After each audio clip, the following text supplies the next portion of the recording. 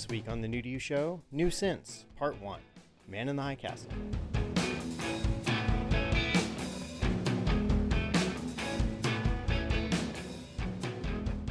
I am one of your hosts, John Holt. With me is...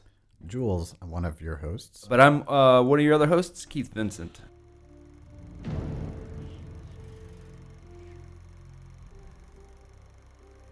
What is this? Newsreel film. It shows us winning the war.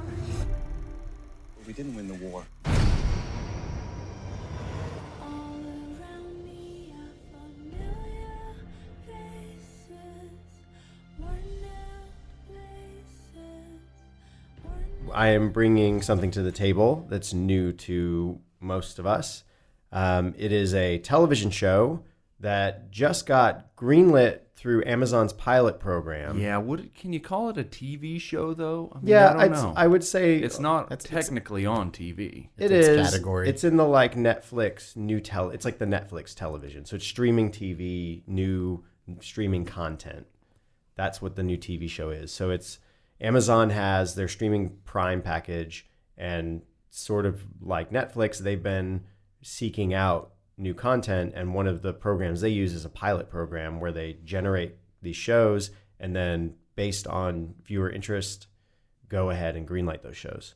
And this show, Man in the High Castle, based on a Philip K. Dick novel, again, that's Man in the High Castle on Amazon Prime, was made into a pilot and came out I think last spring and got greenlit and made into a full series, which airs in early November. And they have like one other episode out just before that as sort of a lead in.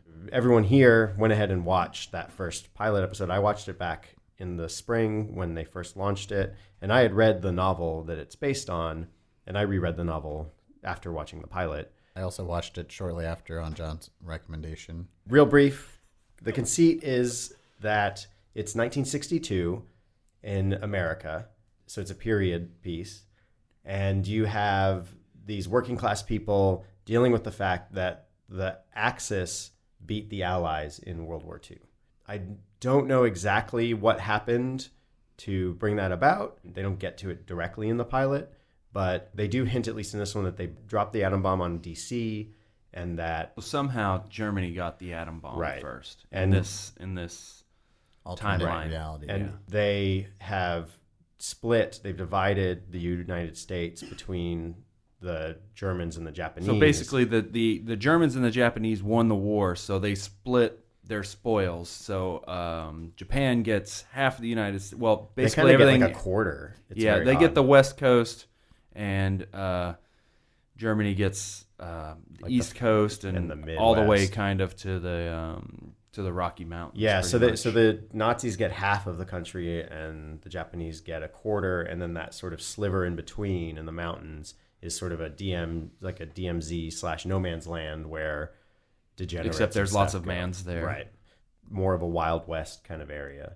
Yeah, and even though they're both winners, Germany is definitely like top dog. Yeah. Well, they have the bomb. Right.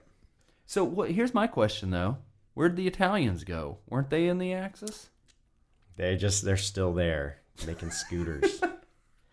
You think they got to take over Greece and Maybe they'll get into that. Northern Africa? Maybe they're saving that. Oh yeah. I thought it was an okay show and actually was excited to watch more of it. I like Philip K. Dick a lot, and it's good to see his stuff made into new media content. Sometimes it's pretty weird, if not exactly as good as it could be. Like Johnny Mnemonic. Yeah, get yourself to Mars, that kind of stuff. Total Recall was Philip K. Dick. Yeah. Wow. There's so many adaptations of Philip K. Dick books, and many of them are Right. have very little to do with Blade the book. Runner. Even though So he's like Alan Moore before Alan Moore. Yeah, and even though Blade Runner is a great film, it has very little to do with the book it's based on. I mean, there's some of the spirit of it is there, but Right. Well, it's also a short story it's based on. What about? It's Yeah. like Starship Trooper. yes, Yeah. Where you're just like, this is a movie about a book, but it has nothing to do with the book. yeah, because in Starship Troopers, like one of the big conceits of the book is that they wear these powered suits and like battle mech kind of stuff, and that was too expensive for the movie. So One of the best Philip K. Dick adaptations is probably Barjo, which is from a novel, Confessions of a Crap Artist, and it's a French adaptation of the book into this movie, and it's more about a small community and a white 50s suburban family or 60s suburban family, but they have a brother who's a conspiracy theorist and is crazy. So it's about those interactions and his craziness, but his sincerity and their sort of fear of insanity. So both of you guys, even before you met, were both Philip K. Dick fans, correct? Yeah, I'd read a lot of his stuff. I'd read some, but I read a lot more after we knew each other. Yeah. Okay. In terms of the show itself, the main sort of characters you follow are this one girl who lives in San Francisco, Japanese-controlled San Francisco, whose family is somewhat racist. Well, her dad was killed by her dad died Japanese in the war. Occupiers. He was an American soldier. So she's kind of living in this family life. She had been in some sort of like hinted at bus accident and now does Aikido and is acclimated and is comfortable and everyone seems to like her. She kind of has accepted that this is the new paradigm. Right. And she chooses to kind of latch on to some of the things in the Right. occupying culture that she has found interest in. She goes to the tea shop. She's kind of embraced Eastern medicine to some extent. She's trying to help her mom with so she brings all these Eastern medicine remedies. Yeah. And she's also like Cracker Jack, Aikido person. Slow karate master. Smooth karate. And the other protagonist, in quotes maybe, and this is something too, we're going to talk about stuff and probably get into some spoilers on this. So if you want to pause and watch the thing, it's feel not free. a spoiler. It's in the first episode. Yeah. So I don't think it's a spoiler. But If you haven't watched it yet, maybe it's a good idea to pause, go watch it, and then listen to the conversation. I think you might. Maybe. Yeah, I mean, there's I still, think that's the case with almost everything on Yeah. the show. Yeah. So the other character starts in, I think it's New York, and he is getting a because job. he goes through Times Square that has a.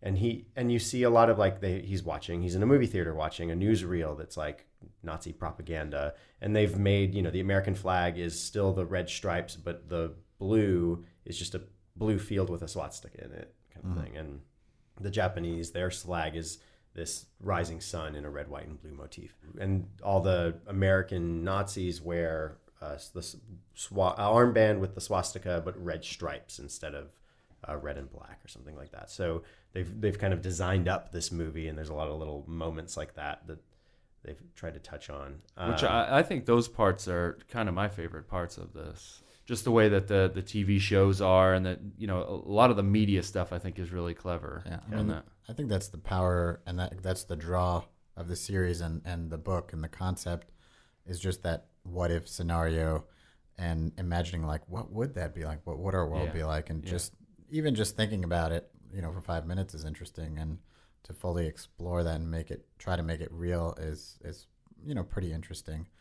I mean, I think the show has mixed success. That was kind of my impression on that, but it's still fun to watch their world building. Yeah, and I think it's an ambitious project to take on. Yeah, big time. Yeah.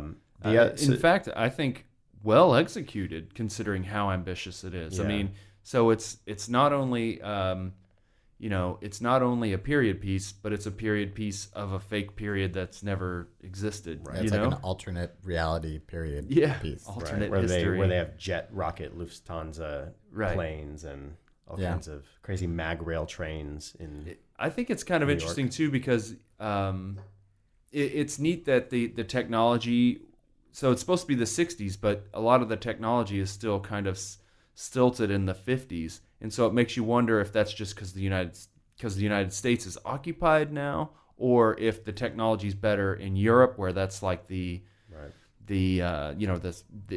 center for new technology. I would suppose in this scenario. I think that's part of it. But they also have technology that, they kind of imply that, like the German engineering, like they have the edge, because they also have some things that weren't really popular or prevalent in the U.S. in the 60s that are like the magnetic train, and like they have like a Concorde type jet plane, things that are kind of ahead of their time for our chronology. And I think some of that too is just like because it's not our culture is not the driving force, and so like the car is no longer like center stage because that's not Germans' priority and so forth. So there's definitely interesting things like that. Yeah, and so what you have on the other side, then this New Yorker guy is a young guy who is getting a job at a warehouse, and you sort of soon realize he's trying to get this job that's probably part of a resistance group or a rebellion. And pretty much right out of the gate, they make that clear goal. that he's trying to join this resistance group. Right. So he is given this job to drive a car full of contraband coffee makers across the country and into this DMZ, this like Rocky Mountain zone, the no man's land or whatever. But the coffee makers aren't necessarily contraband. They were just they're according supposed to to their be story. counterfeit It's, or yeah, something. they were like illegally procured or not paid for. And so he's driving across with this thing, and he leaves in a hail of bullets as everyone else in the Nazi officers break in the secret police and shoot up the joint and capture some of the guys for torture and that sort of stuff. And this guy drives across the country to, taking Benzies to stay awake. And like a real good trucker. Yeah. And he's sort of your stereotypical, like, he's the young, eager guy who's, he seems like it. Right. Yeah, exactly. Like the young idealist. The young idealist who's like, like feels stuck and who wants to fight. He's just eager to get in the fight. And that exchange I thought was one of the funnest was and it was a nice way to get some exposition in there, was when the kind of hardened leader of the resistance is kind of interviewing him, and he's saying stuff like, "What are you talking about? You didn't even know the old America when you were born. By the time you were walking, that we were already occupied," which was kind of a neat. Yeah. Which is why this timeline is actually kind of fun. In that it's not right after the occupation when tempers would be at their, most hot. It's kind of like when some people are kind of nostalgic for the good old days, but some people are trying to just make do. It's kind of, that's why this timeline is great, I think. Yeah. It's interesting too, because essentially it's like, it's as though we're occupied, like we're an occupied nation, and there were a lot of examples of that during World War II, like France, for example, which I know more about, was occupied during World War II. And so they probably could draw a lot from what happened there and what the resistance was like and what the governmental structures that were set up there. Yeah. And again, you had a lot of people who just accepted it, but you had a small, group fighting it. And generally, like, no one loved it, Right. except for maybe a small handful that, worked it to their advantage. And of course, those people in retrospect are seen very poorly. But so it's again interesting that it's a mix of fiction and reality. Right. And it's a long-term occupation too. You're talking like 17 years or something. I mean, essentially since they won the war, I mean, it's sort of an occupation, but really it's just like, technically, I suppose America will slowly become this new nation that's eventually that's what would happen. That's historically that's what happens when the winners win long term. One of the key pieces to this that we haven't discussed yet is this film called The Grasshopper Lies Heavy. Basically, it is a movie showing footage of America having won World War II. Like all of the real imagery that we growing up in real life would be familiar. In our reality. Yeah. Would just be familiar with, like the hoisting of the flag at Iwo Jima, that type of imagery. Right, like FDR and Churchill. Right, Churchill giving the storming thumbs of up Normandy. and the V for victory, and the there's an explosion of the big Capitol in Berlin. Oh, Das Kapital, Yeah. And that's certainly like a potential sci-fi element. Maybe, I mean, it opens those kind of questions, like, is it a parallel universe and this is a breach, or like why does this film exist? And it was also a key point in the novel as well, right? Right. Well, so I guess I can go a little like quickly into what the differences are between the two. In the novel, Well, let's keep describing it, and then we'll get back to that. We'll circle back to that because we got to get to the point where the lady who's somewhat assimilating, Right. Her sister is mixed up with the resistance. We find out pretty early, and she gets into trouble, and these films end up in her hands. Right. And now she has to. She sees her sister get killed, and now and then that motivates her to get into to take her place and get into the. Well, I don't know if that resistance. motivates her. I think so. Watching it just recently, she watches the films. Yeah. The films on the grasshopper thing, and it's almost as if she's like hypnotized.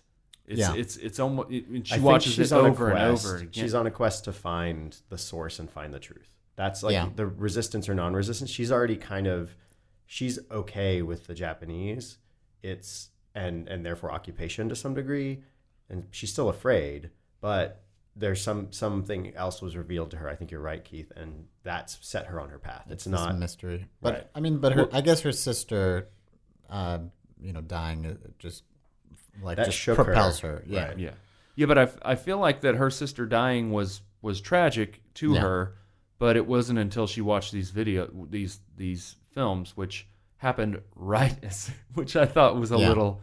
That part was a little. Oh, my sister just got killed. I got to watch this movie. It seemed a little weird. But in a way, it's sort of like when I think something like that happens, you try to assign meaning to it and be like, why was she risking her life? Right. Is this worth it? It was definitely one of those like, here, take this. Yeah. Take this and save it. Yeah. Or run down the street and get killed. Moments where, okay, well, the only thing I have that could explain this is this. Is this a suicide note? Is this thing that she just like shoved into my arms? Yeah. Yeah, I think in general, I mean, we're describing all the characters and the plot points. I sort of feel like overall, to me, that's the weak point of the show. Like at the world building and the conceit is what I find interesting. But so far, at least I've only watched the pilot. But so far, the characters, the dialogue seemed a little, to me, it was a little flat and a little like, I don't know, like not very subtle, not very interesting. And so I'm kind of one, there was enough there for me to give it a chance. Well, I think that's standard now with shows. People are given time to grow with the characters. I think that would happen. Yeah. I also feel like the writing staff kind of has to grow into it. Like maybe they were still figuring it out. No, I disagree because I think that there was I have some certain issues with the show, but I think that the dialogue was really clever in that people spoke with this gee jeepers kind of thing. That is what was happening in the 60s, except it's also this very almost robotic, as if like I can't think, I'm not allowed to even think for myself, so I'm just going through the motions of saying this to my boss. The way that they speak to their superior. Yeah. The DJ Qualls character especially is like, "Hey, what's going on, love birds?" And it just kind of came out of Dobie Gillis, but at the same time it had this edge to it of both afraid and also very kind of proper. Yeah, because you're always being monitored, being watched. I think too, and that character brings on another plot point that you see. So there are a few side characters. The boyfriend of the woman who Frank. Yeah, Frank is his last name. Frank? Yeah. Oh. But his last name, but it's changed. I think it's like he has Jewish ancestry, and so it's sort of hidden, that fact. Right, and she's kind of covering for him. And he works in a factory with the DJ Qualls character, who they work in a factory creating counterfeit American memorabilia, like Americana, because the Japanese love that stuff and they purchase it. That's one of the conceits. Yeah, specifically like old cowboy guns. Yeah. And so, like old Mickey Mouse watches was one of the ones they talked about in the book, for instance. And this guy, Frank, is a artist. He designs jewelry and has like made jewelry for her, but that sort of brings one aspect of the story in, which is the plight of the artist, and that there isn't room for new expression, that new things are degenerate. And so creating new jewelry is degenerate and sort of outsider. Which is a very specific term from Germany. The degenerate art is a very, right. I mean, that during the Nazi time, so jazz you get, was considered a degenerate art, and they actually had a specific art show that traveled around the country of what they considered to be, the most degenerate art. Look at how terrible this stuff is, and it traveled around in a train, I believe, and it was called. They called the people that were the degenerate artists Kunstwerk, which I think means art dwarf. Wow. The art dwarves. Yeah. The other aspect that interaction though with his coworker is that they talk in this sort of like guys down at the pub chatting about politics thing, like just off the cuff remarks like you would about the president, but they're talking about Hitler and seeing him on TV and speculating and sort of rumoring that he's not of good health. And so that because it's filtered down to these lowly guys, that most likely that's true, that there's this level of like Hitler's probably on his last legs, if they're talking about Parkinson's, if they're talking about some illness. His shaky hand Right. that he keeps hidden. And then so that's also one of the main pressures of another guy they introduced to you, who's this Japanese ambassador consulate who rules San Francisco on behalf of Japan. He's sort of the ambassador consulate guy there.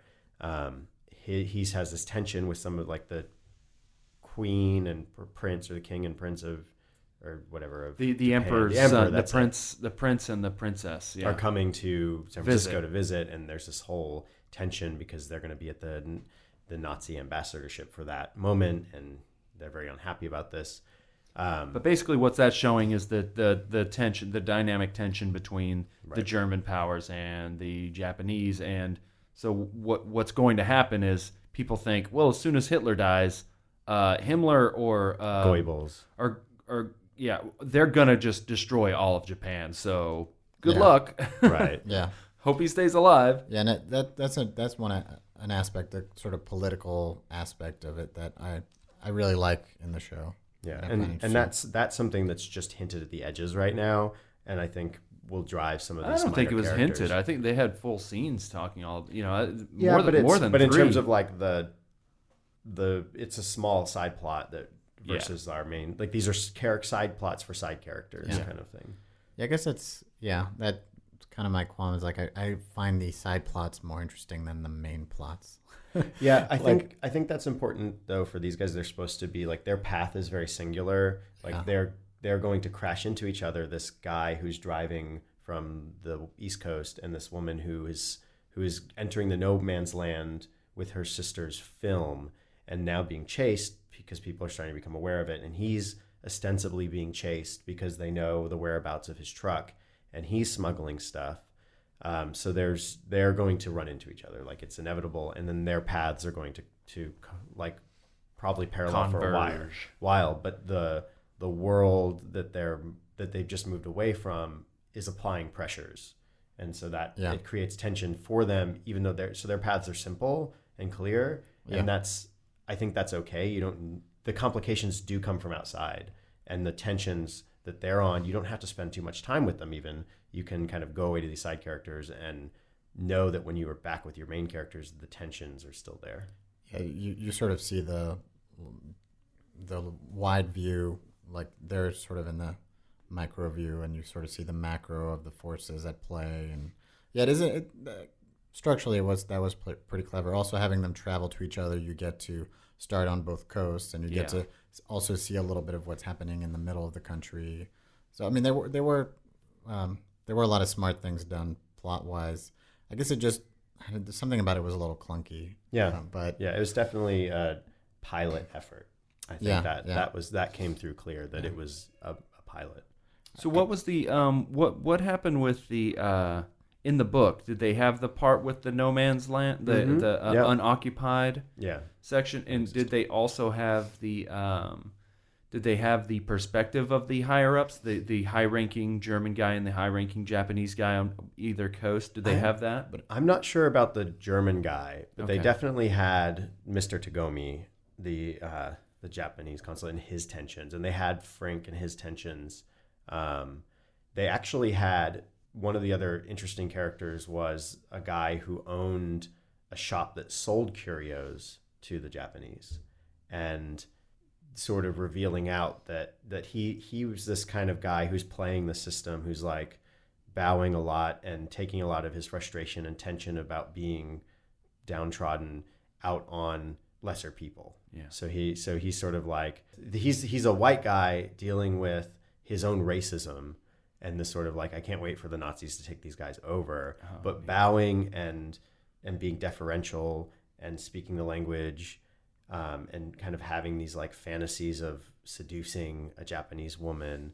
So he's this weird kind of, he's a dark, complicated character, who is also selling counterfeits to them. Is he the main character of the book? No, he's just he's one of the through characters. The main character. How long is the story? How big? It's a novella, so probably like 250, 210 pages, something like that.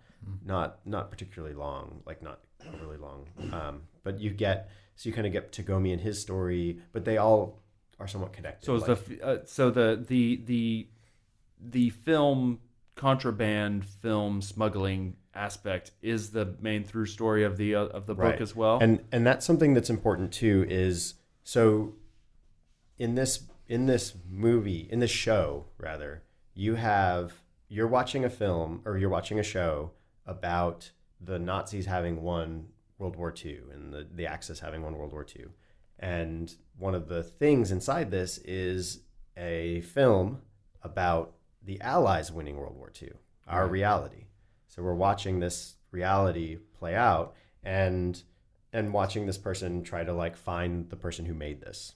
Or some people say is dead, some people say alive, but they're trying to find. So they call it. So the name of the show is The Man in the High Castle. Man in the High Castle, and that is who they refer to as the guy, the creator of these films and the person who's been distributing these. And you hear him mentioned by the German SS guys or whatever they're called in this, the German like police guys and the Japanese people. They both refer to this guy, and according to the Germans, they say, "Oh well, he died. We took care of him," or something like this. But they're still trying to find him. So It's this weird like spy. Who game do you kind of believe? thing. Yeah. So again, the name of the movie is, I think, The Grasshopper Lies Heavy or Sleeps Heavy. And in the book, though, it's a book about that. So you're reading a book about the Nazis and the Japanese having won World War II, and there's a book that's been written inside, like so that, about about what had happened if Roosevelt hadn't been assassinated. And the thing is, the interesting thing about the book as they describe it is that it's not an exact parallel to our reality.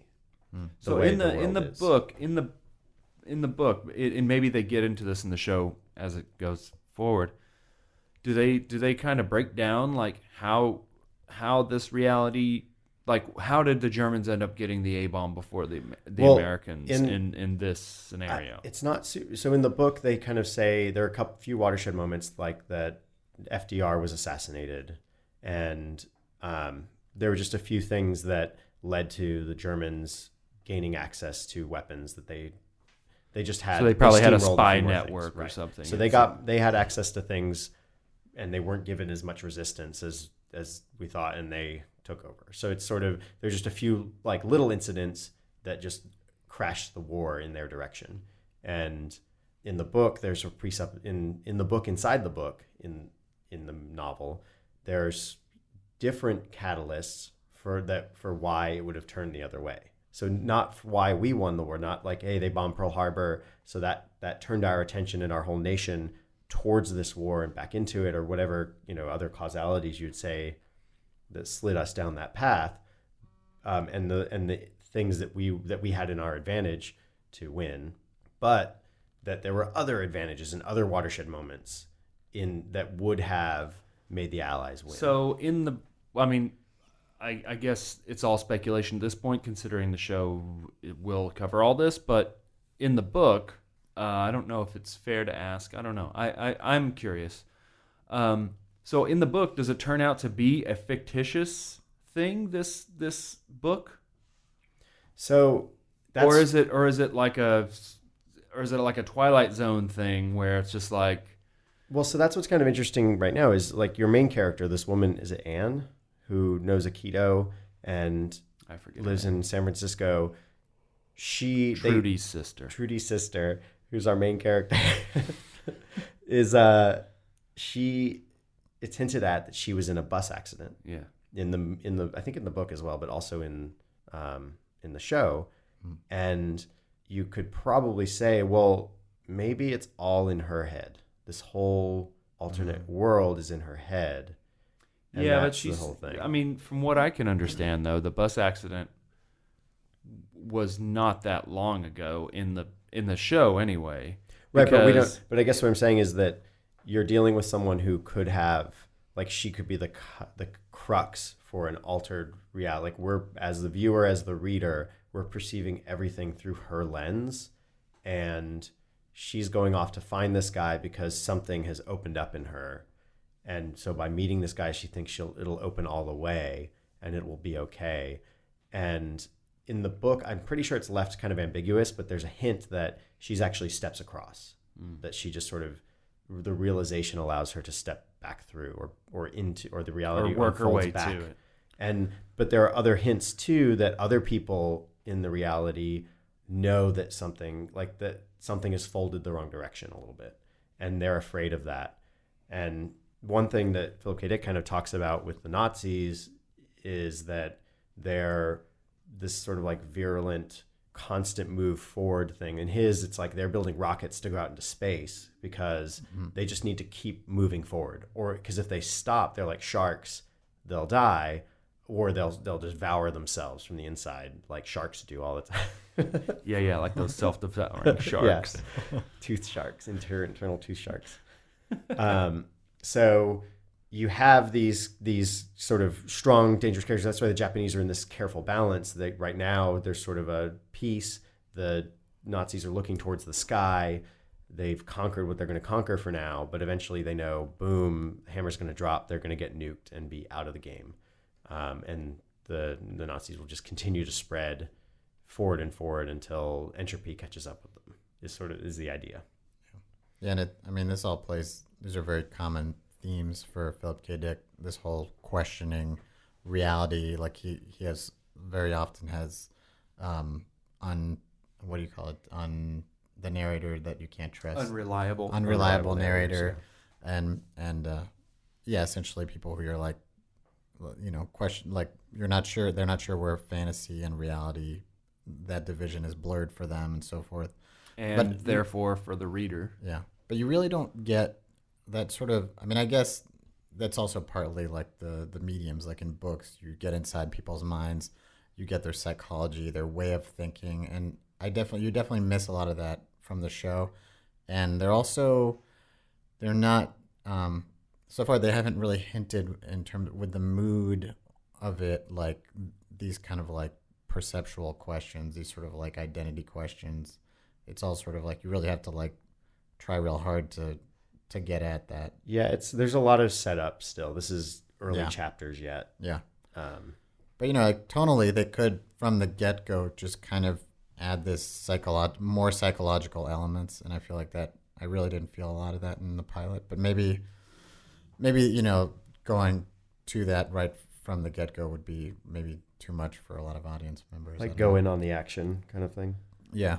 Well, I don't think any movie or show that I can think of has done a good job of being like showing the internal thing, unless you do some sort of narration or. Yeah, I mean, there are a few moments like the Fly episode of Breaking Bad is a good example of showing this guy who you know it's really more of a character study. You've seen this character working, and now you're seeing the motivations behind some of the stuff he does. The fact that he's basically killing himself in a Elmer Fudd style sequence for this episode, trying to kill this fly, it drives into his character and shows a lot who he is, even though there's very little dialogue except for him cursing at himself and muttering to himself, and that's often unintelligible. Yeah, but that's also a much smaller show in a way. Right, there's a lot less to it. The world is a lot tighter in that show. Yeah, and I guess that's part of the challenge of the show, that's much more sweeping.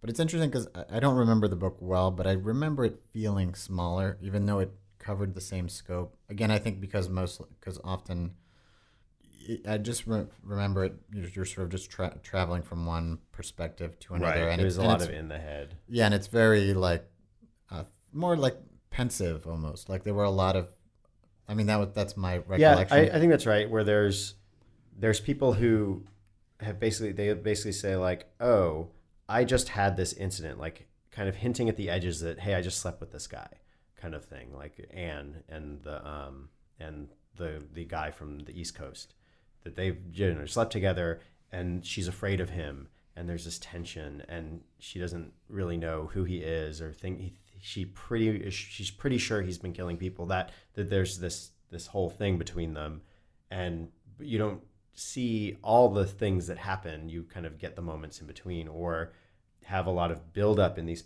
like sort of like psych, and then a moment where it either goes in that direction, like blows up because of activity, or because they're finally have built themselves up into action. Yeah, and part of it too is like you're just getting the same thing from different perspectives, and you kind of have to piece the bigger picture together. You're just getting it in pieces rather than, whereas here it's more like an overarching thing. Spelled like, out. Yeah, yeah.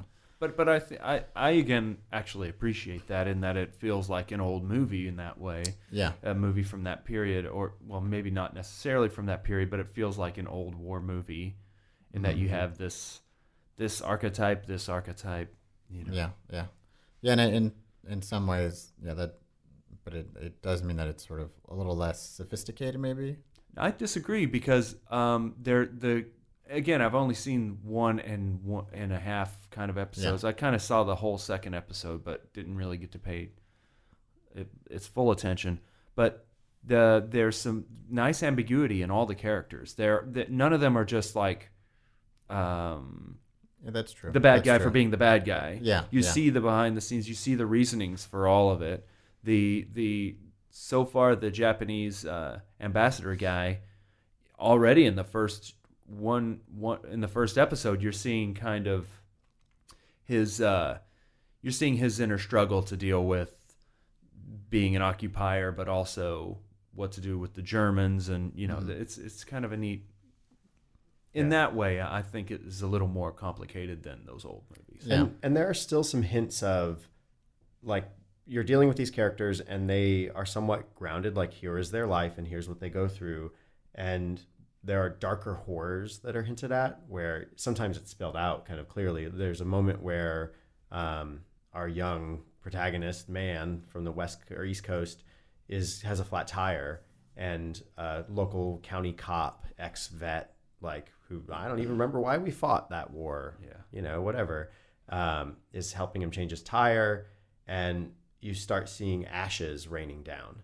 And he's like, what is that? Says this young guy. And he's like, oh, it's, Tuesday. They burn the terminally ill and the cripples on Tuesday. And it's like, oh, okay. So this is still, this is a world where there's darkness all throughout. And the Nazis having won the war hasn't slowed them down at all. They're still like, like it's not just, it wasn't just for war. It's still like their philosophy still drives everything. And that stuff is there and hinted. When they're getting on a bus in San Francisco to go to the no man's land, there are people of color, people with Down syndrome, who are also going to this place because it's ostensibly safe, even though there's a Nazi marshal who will string you up if he catches you.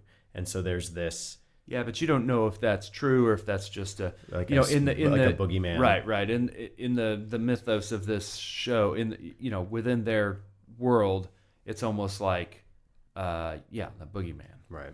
And there's also, it's interesting that But I don't know why everybody doesn't live there. What's the deal? Like, so that's the thing that's one of my major kind of like what the heck aspects of this whole thing is, why would they leave a big strip of great fertile area for people to occupy they don't control? It could be like Nevada and some of these more like.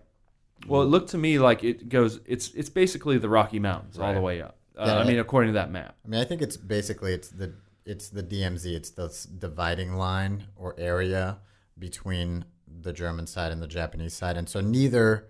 And it's sort of like a neutral territory that neither can claim side to. And if one started to enforce it too much, it might make the other uneasy, etc. Right. And I think maybe like it's not enough. They just don't care enough. If they really if a resistance was building there or anything like that, I think they might just go in there and do a clean sweep. But I think it's just people who fell through the cracks. I think a lot of the people who didn't go there are probably being burned on Tuesdays or whatever. I mean, that's sort of like the hint that I got. So these are just people that We're able to get. And they're going to get, it's like they're going to get around to them eventually kind of thing, which is, it's also there, similar to how eventually the peace with Japan is going to fall apart. They're alluded to, yeah. Yeah, the other aspect of this that I wanted to kind of talk about was the opener. I really liked the opener of the series where you have like Edelweiss playing, and projected on Mount Rushmore paratroopers that form the tiers of our founding fathers. It just well done imagery. I mean, maybe slightly ham-fisted, but it looks nice anyway. And there's some like similar to those, the tentacles of war style animations of the Nazis spreading across the United States with these arrows and it's sort of like recreating what happened a little bit, like a montage of newsreels, that kind of stuff. But I liked how they were, and this is in the show too, the imagery of eagles in all of it. So the Nazis used an eagle in a lot of their stuff as well. So it's kind of this neat kind of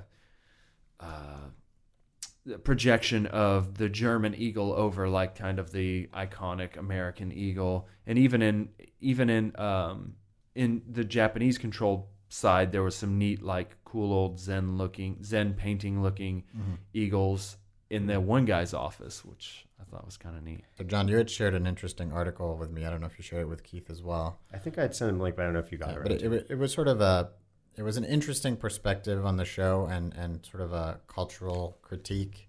And I found it really interesting, and it made me think about other things about the show I hadn't thought of. And I mean, in part because I'm sort of blinded by, I'm a white American man. And so like it kind of blinded me. There's a lot of, all of my ignorance was sort of like reflected in this article. Do you want to talk a little bit about the gist of it, John?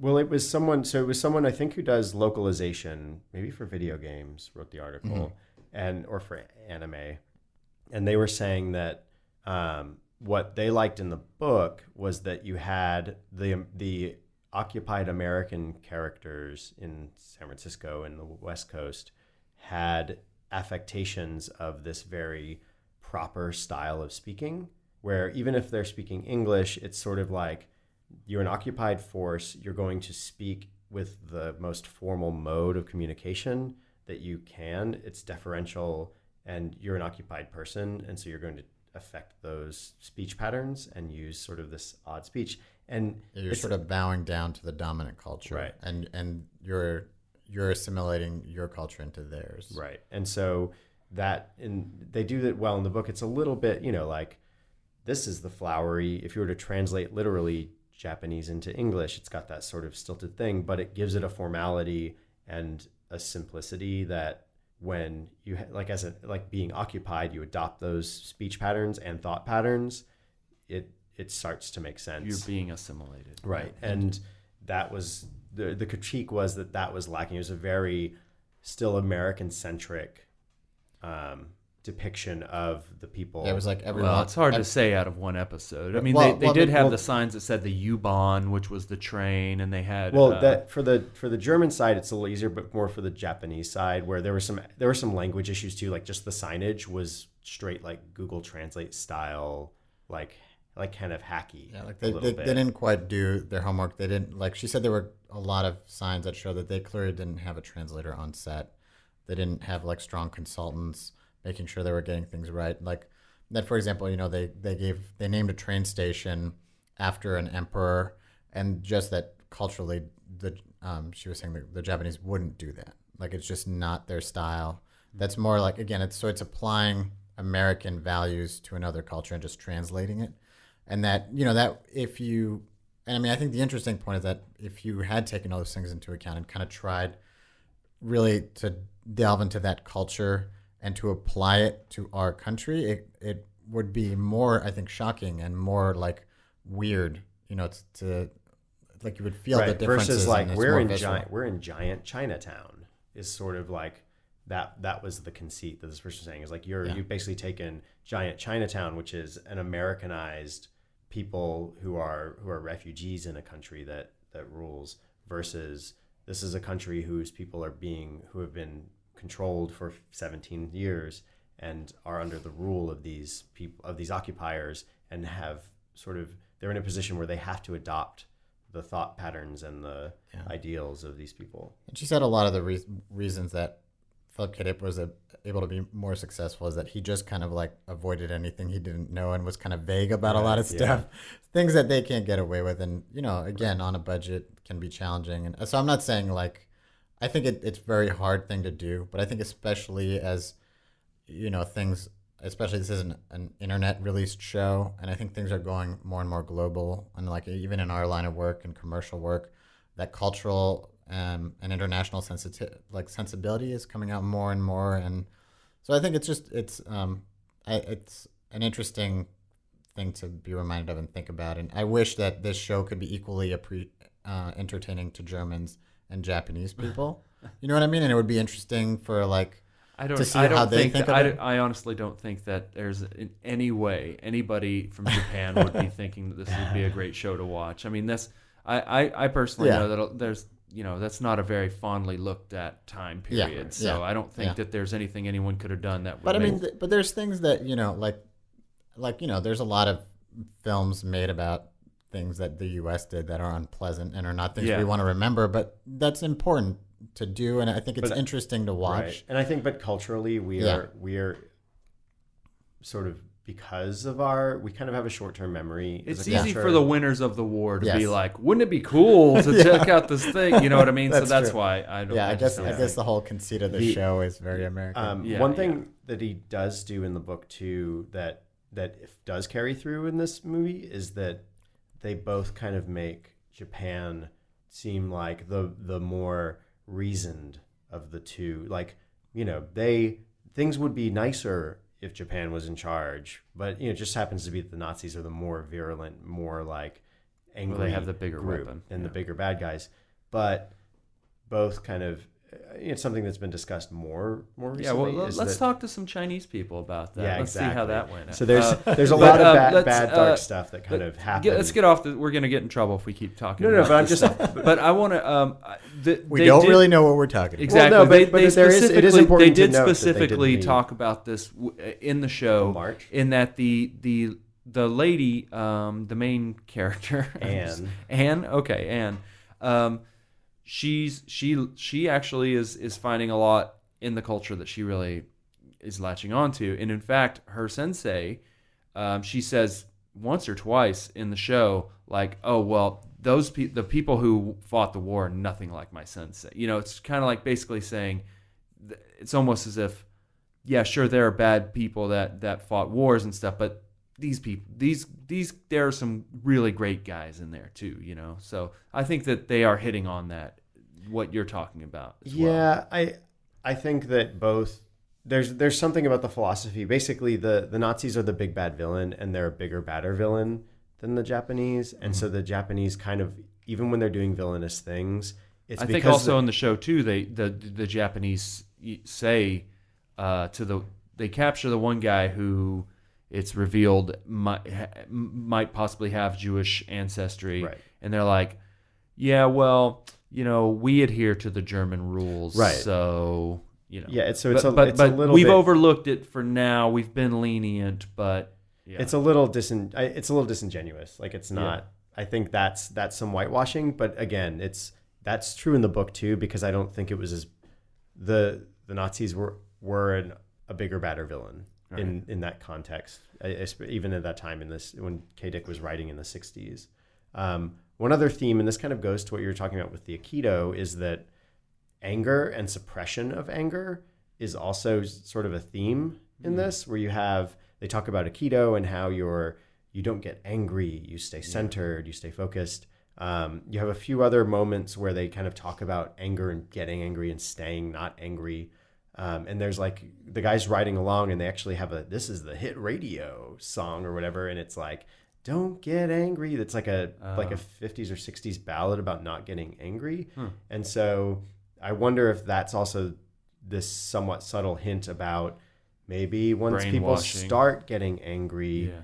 they'll like be angry about the situation they're in and not bust out and try to make a change. It's definitely like a hey, you're being pacified, don't get angry, take it easy kind of.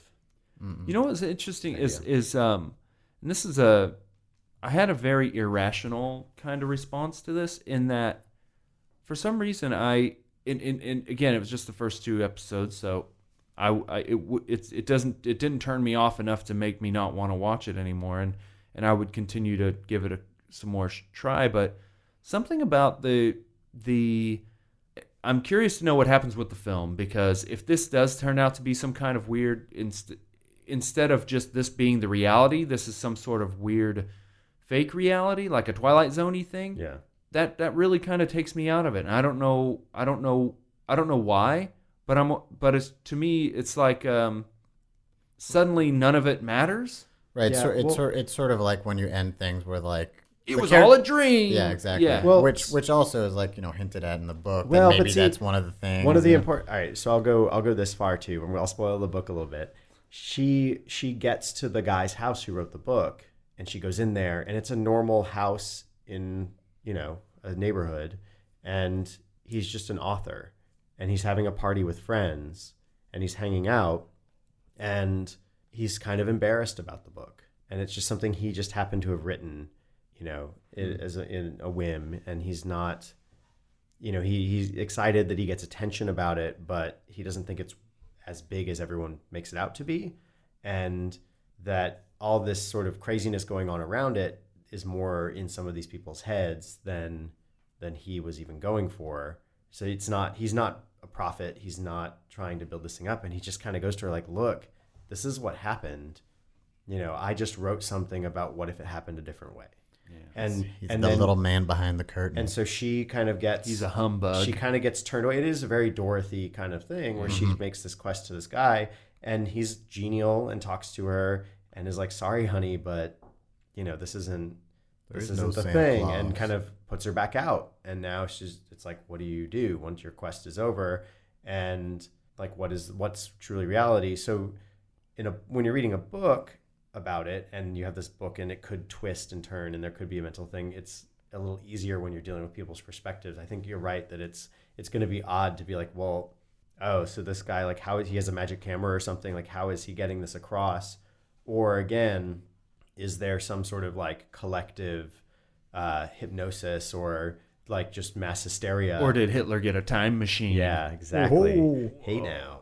or maybe the Allies did. Yeah, and they screwed up.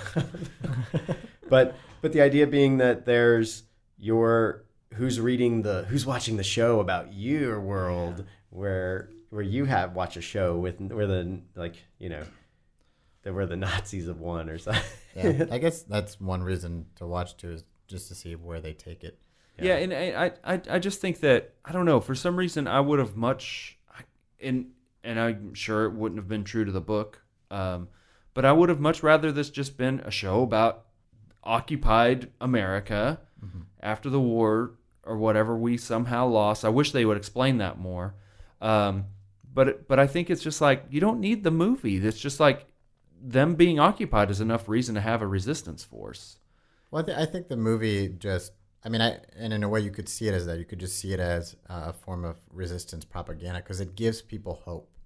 Yeah. It's like it puts in their mind, it plants that seed that like, hey, we could have won. Maybe we can still win. I feel like there would be I don't know. I just feel like there's a less like, ooh, what if kind of way to do that. You know what I mean? I guess so. Just make it purely but I think no, because there's period. This is not new territory. There really are resistance forces, in the world. Yeah. What do they do to, look at the Taliban. ISIS. What do they do to regroup people? It's this kind of that to me would have been more interesting than this kind of like Twin Peaksy, like we're just gonna hang out in this town. I'm gonna become a waitress. I think waiting game thing. That's just I don't know. I just don't need any of that. They're just starting though. We'll see where her path goes. Yeah. But again, her quest is still. She's really at the like meeting that guy, like her quest is just kind of beginning. Oh, of course. So, it's the first. It's the pilot. Yeah, no kidding. So, but Speaking of the hero's there's something journey. too about being a received the viewer, call. being Yeah. a viewer or a reader. You're also, I think there's also supposed to be this hope that it is all fake, that there is a way out, and hopefully, just kind of like the book is ambiguous about it a little bit, they don't give you a real way out. I think too, by making it ambiguous, it just makes it mythic, and that kind of myth has like drives people more than something that's real, because you can be pessimistic about something that would be, if it's just a message from the resistance, like that's a little less powerful than something mysterious. But I guess I'm saying too, as viewers or readers of the novel or the show, it's also supposed to be a little bit of possibly a false hope.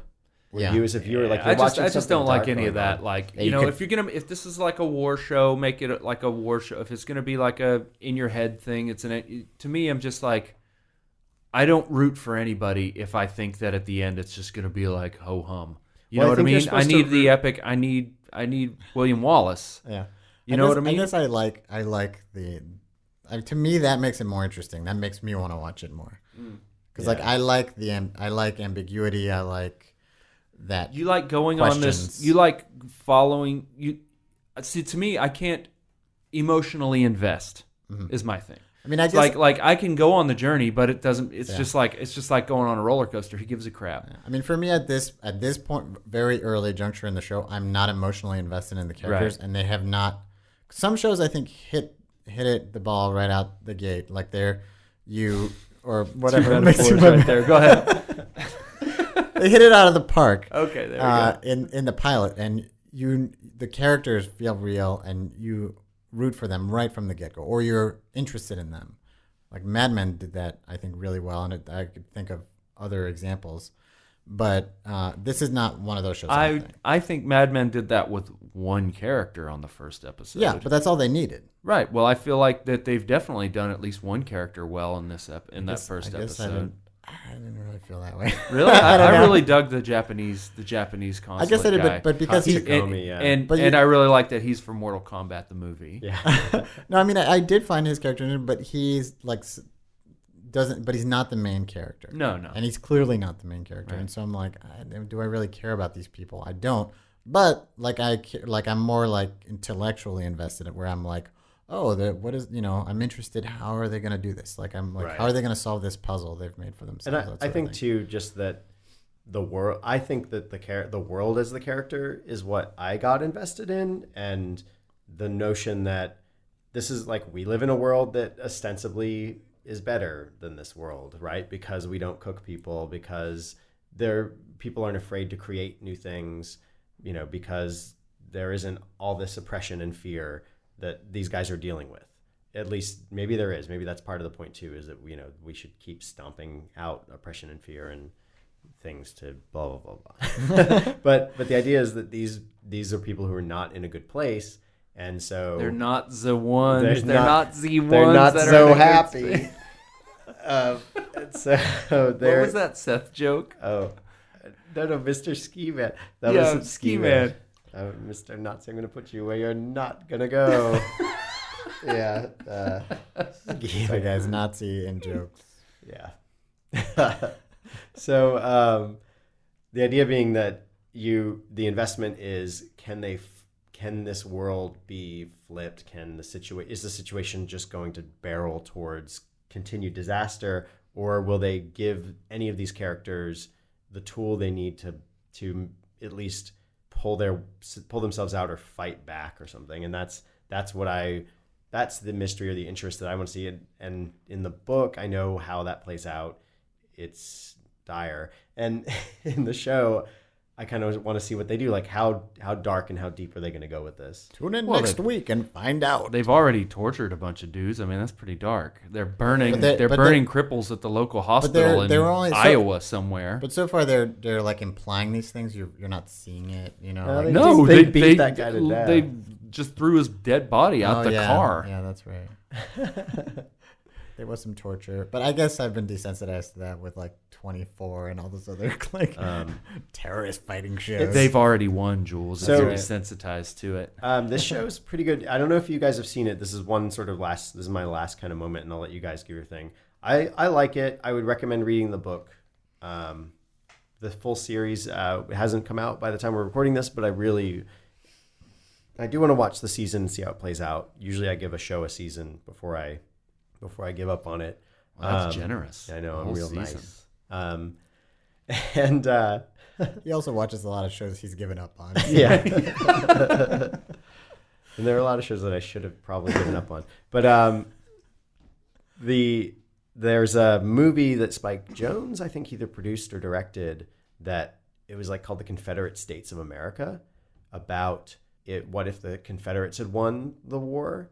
When did this come out? This was it was in the 90s or in the early aughts or Wow. something. But I think it's set in the late 90s or early 2000s, and it's a movie. It's a documentary style movie about.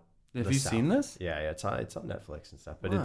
it's Any another good? sort of like there's some production issues, but overall I think it's pretty good. It's like a good like showing this world, how dark, when people are selling bracelets on TV and knives on TV in our world, when are they selling people on TV? And that sort of dark. This like these propaganda commercials and this sort of like Shelby Foote style documentarian anecdotes about the South and Rest in peace, and Shelby Foote. Yeah, exactly. So that if you like alternate histories where the bad guys our won. villains have won, that's another one that I would recommend checking out if you've finished the series. Yeah. So it reminds me of this other movie where the Persians won against the Greeks in the in 300. Oh man, you won't believe how it turns Yeah, out. it was real good. There's a bunch of sex parties all over the place. Lots of pit kicking. Lots of hunchbacks. Yeah. That sounds delicious. So Keith, last impressions. What do you think? Should somebody watch this thing? I mentioned it. I'm going to continue to give it. I'm not nearly as generous as John Holt is about movies. I'm going to give it 2 more episodes, and if it passes the test from there, I will continue on. But a lot of the character issues that Jules was mentioning, I didn't take any issue with. I do think it's too easy nowadays to just have so much gratuitous torturing people. I just don't see why anyone wants to take up time with that. It's just not fun to watch or anything either. Like, I don't understand why it's in hours and hours of Game of Thrones and hours, like in this show, there was so much time dedicated to, torturing people. I don't need any of that. I think part of that's the spy thing. And I know what you mean. In the second episode, there was a big plot with torture, and that was a very tense moment with the Zyklon D thing. But there was a lot of that in the first episode too, With where the they're guy. just he's hanging up and they're beating Yeah. him and they're there was interrogating a him. well, Yeah, but I it's think just I think the point of that all was of those weird. things, Yeah. all of those things could save time and just be applied, or just like, oh, he's already dead, and they're like, what'd you get out of him? Nothing. He was really tough. Right. I mean, that's it. That's or all you- they needed to get out of him. Well, or you can just show like 1 or 2 short examples. I mean, I think they want to show what the stakes are. Like, Yeah. the stakes are high. These people do not mess around. Yeah. So, but you could have gotten that point across with a lot less. Like, you just Yeah. show the last 2 lashes or whatever. Or you show them like, oh, sorry, he died. He didn't tell us anything, because they have the whole scene after he tells him to just go ahead and beat him to death, and he's Yeah. like, oh, I get it. You're gonna drop him off so it tells the rest of the resistance people that we're not messing. I mean, the guy says that almost verbatim. Yeah. That's the kind of stuff that really bugs me. Right. Oh, you're so smart. But the. Like, that's the scene. That's all they needed. They didn't need to do all the rest. Yeah. And that stuff it just seems gratuitous and easy to me. It's like kind of they're trying to prove their bona fides and like, oh, we're a cool show. We're not on TV. We can show Yeah. this kind of violence. And to me, it's just like, yeah, sure, you can show it, but it's just Yeah, it's the same way Game of Thrones. I have a bigger issue in Game of Thrones with Oh, the don't ridiculous even get me sex scenes because they're so ridiculous. They just take me out of the story. I'm like, Yeah. why is this happening? It's totally not they're important. just shoehorning them in now. Yeah, and it's I mean, there not was important. a time when it was part of the story, but now, Yeah. Anyway, well, those are my thoughts. I think that if it gets to Elseworldy, if it gets to like, is this another parallel dimension type of Twilight Zone stuff? It's gonna take me right out of it. But I mean, it's definitely. I'm a person who likes the visual aspects of shows and movies. I like the idea that there was a designer who came up with the Nazi highway patrolman outfit, and that stuff I really like. I love to see the signs that are left over from the 30s and 40s that are still around and painted over, and I like to see the ideas of, well, we don't have the Marlboro Man, so what do we have? I like those. I really like that stuff, and I think that a lot of that was. I mean, I don't read Japanese, so I guess a lot of the Japanese end of it wasn't that cool, but I thought that it all looked really nice. Yeah, I think that one of the problem is it would be signs that just say laundromat or whatever. I mean, that's what a sign. But it'd be like we live in New York. But it would that go sign like, exists. I think man. they were saying it'd be like laundromat, tea shop, like something tea shop. That's my neighborhood. Tea shop. Yeah. Yeah, I mean, I think. But they didn't make up name. Like it wasn't like right. here's a new name for a Starbucks. It's just like It was tea basically shop. it was tea good shop. enough to fool us, Yeah. but not a Japanese person. It's Right. what it is Right. in the end. But yeah. So Good thing it was all digital, and they can alter it all at any time. Yes. Put it right back on the air. Yeah.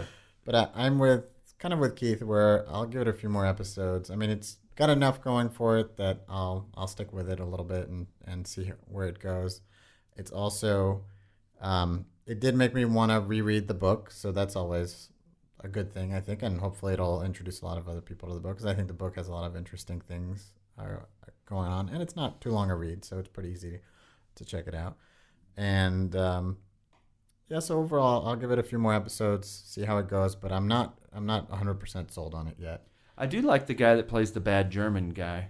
And he shows up a little more in the second episode too. Yeah. I'm assuming he's going to be a major player. Yeah. He's the guy from Knight's Tale, the bad guy from Knight's Tale. Will rock you. That was my new to you, Man in the He High was Castle. Lord Adamar in the Knight's Tale. So that was my new to you, Man in the High Castle on Amazon Prime. It should be as of early November 2015.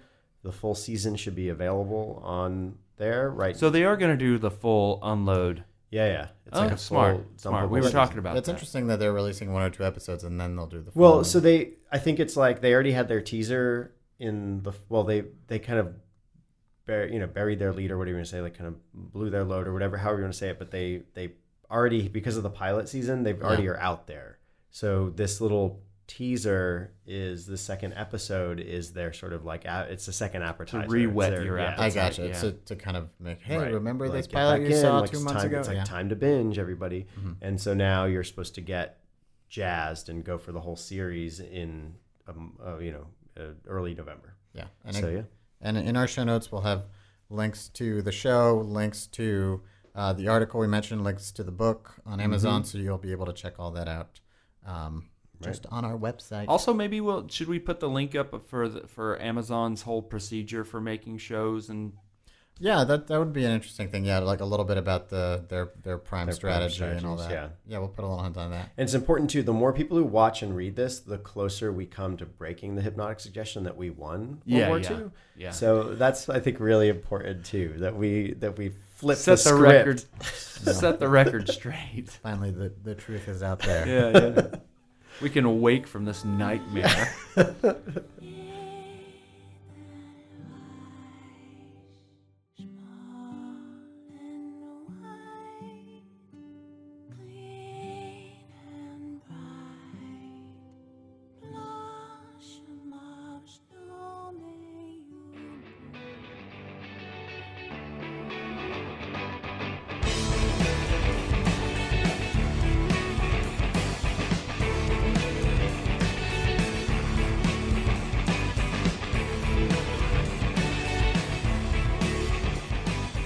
next week.